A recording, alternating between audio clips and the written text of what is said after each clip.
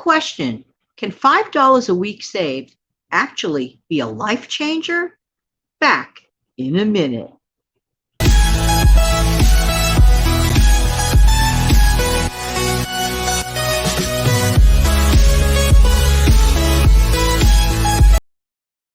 Hey, this is Jan from New York City, and my channel name is Jan from New York City Saves Money. How's everybody doing today? Hope that this video finds everybody doing well. If you are brand new here, welcome, welcome, welcome. If you are a veteran viewer here, a sincere and humble thank you, thank you, thank you. If you just drop by to say hello, hello.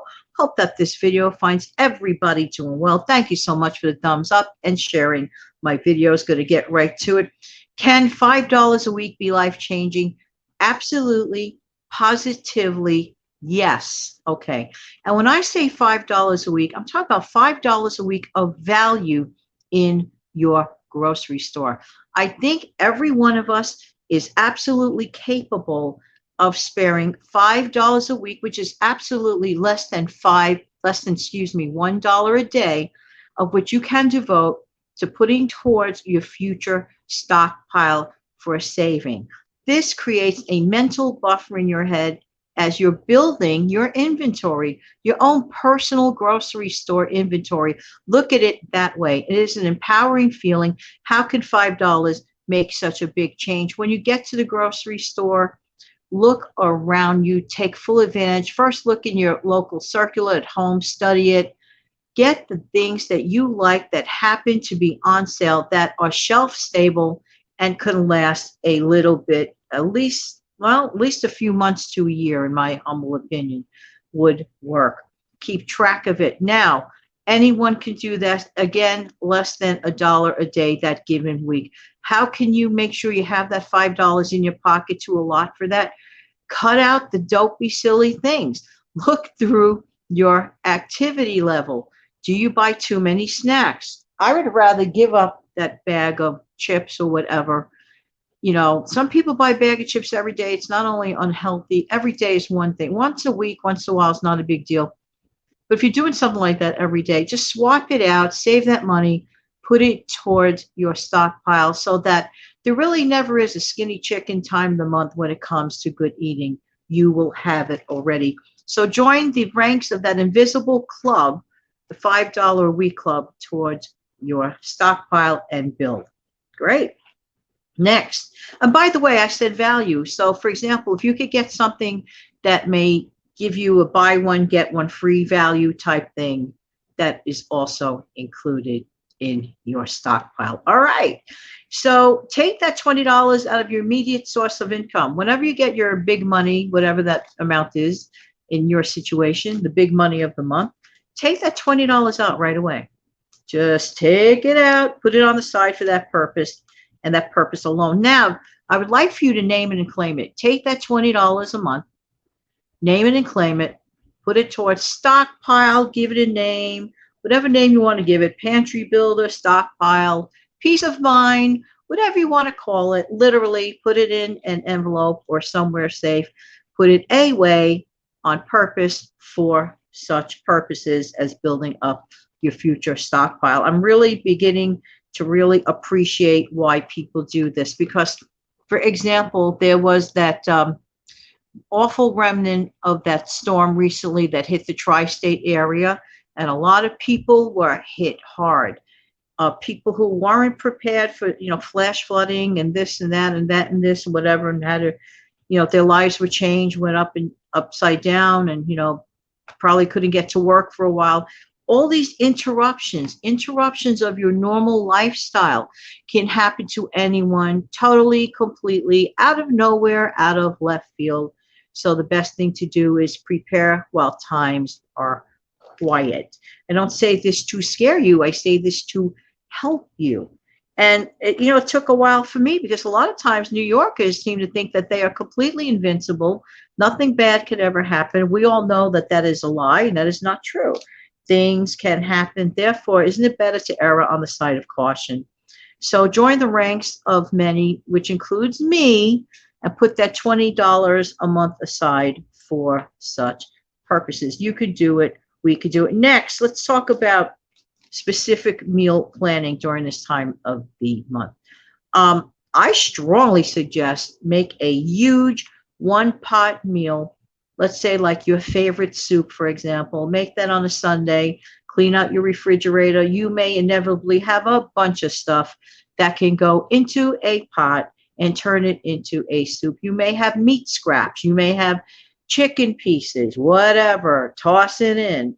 It is just so soothing to know. And you know that make enough for your family that you could get into that pot at least 5 times that week. You could have that with your favorite sandwich or salad or anything else, and it fills you up and you're not wasting. Because one of the things I really can't stand is food waste. Especially food waste is not good because there's so many people out there that would really like actually enjoy what some of us consider scraps and discard. And to some people, it's their Thanksgiving dinner. And I am not even kidding you at all whatsoever. But this method of cooking a one pot meal saves in so many ways. You're saving time, you're saving effort, and of course, the bird clock again. You're saving energy, and you're cleaning out your refrigerator and you're filling up your belly. So, what you're doing is you're manufacturing your own product on the cheap and you're maximizing the value of money that you already spent.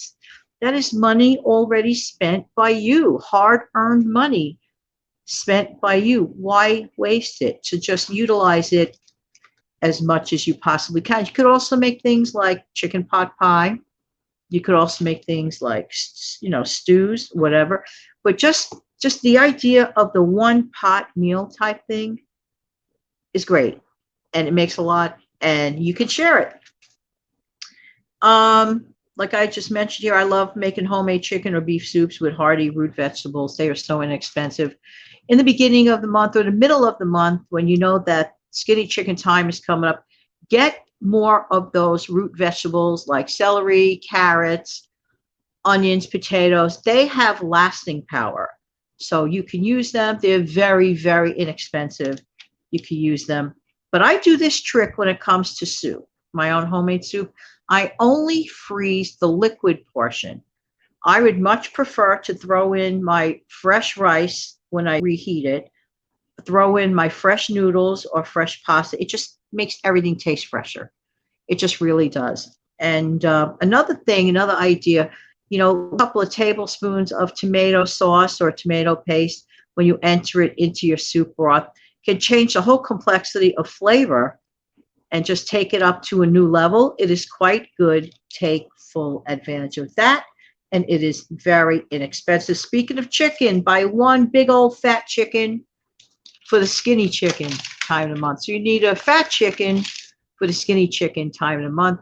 Utilize that in every way possible. Use it for the first night as you're going to use it. But don't let it sit and sour for the rest of the week. Cut it up into wonderful pieces and freeze it. You could do that any time of the month, and you'll have your meal components right then and there at your beck and call. And it avoids food waste, not to mention it makes life a lot easier. Next, ramen noodles are a really cheap way to make a noodle type thing, like a lo mein type of meal. What you do is you saute or you stir fry with your favorite vegetables, onions, peppers, beef scraps or chicken leftovers. Throw that in there with your favorite oil, and then you're boiling up your ramen noodles. You add that to it, add a little bit of soy sauce to that or whatever you like to it, flavor it up, and there you go. You got a great big old meal on the cheap, very, very inexpensive. It's muffin time. To me, it's muffin time or apple bread time. I have 7 apples literally sitting on my kitchen table as I record this. Today, I'm going to turn that into either an apple cake or a couple of apple breads and freeze them. Why not? So I have them, it's available. I mean, how easy is it? Or just the muffins, whatever decision I make. For me, just making a loaf is so much easier. Just cut it up and use it as I need it, because cleaning out a muffin tin is a pain in the neck. I don't have any of those muffin paper cups right now. I keep forgetting to purchase them, so that's the reason I don't do the muffin like that right at the moment. But when I remember to get them, then I could do that if I want. but it doesn't mean that much to me. I'm just as happy with an apple loaf or an 8 by 8 apple cake. But utilize what you have. Waste nothing. Nothing is easier, nothing is faster than an apple muffin or loaf cake or banana bread in the morning or anytime snack. And you know I make it with that complete pancake mix. You know that already. It is a budget saver. Speaking of quick meals on the go include an apple and a piece of cheddar cheese, for example. Grab an apple, cut a block of cheddar cheese, have your breakfast done. That's it. Or lunch done. That's it. Meals do not have to be complicated. That's it. Very, very inexpensive, very affordable. And before I go, make your own cake or bread to give as gifts when visiting someone. No need to stop off at the fresh bakery and spend $10 or so. There's nothing wrong with the fresh bakery, but when you're going through skinny chicken or bare bones time of the month, that is out of my league to consider a $10 purchase for that when I could make it myself. And furthermore, it shows a lot of thought, don't you think? Show off your baking skills with your friends and neighbors. There you go. In the meantime, this has been Jan from New York City. Thank you so much for viewing. Why? Because I really do appreciate who? You. Don't forget.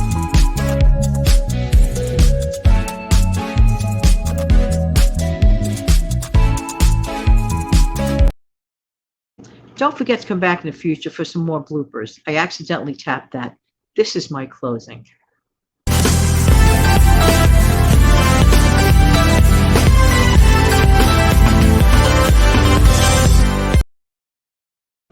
Some people say I should edit out those bloopers. I say leave them in. It shows the world I'm a human being. Have a great, amazing, fantastic day.